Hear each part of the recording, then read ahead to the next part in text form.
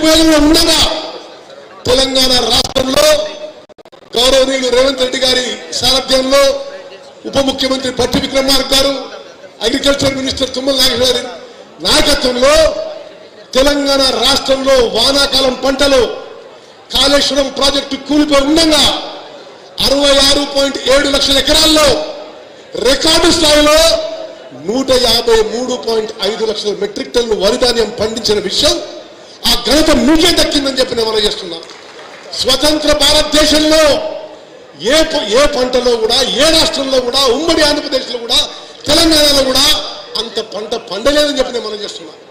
ఇది కాళేశ్వరం ప్రాజెక్టు కూలిపోయి ఉండగా వానాకాలంలో 153.5 లక్షల మెట్రిక్ టన్నులు పండితే ఇప్పుడు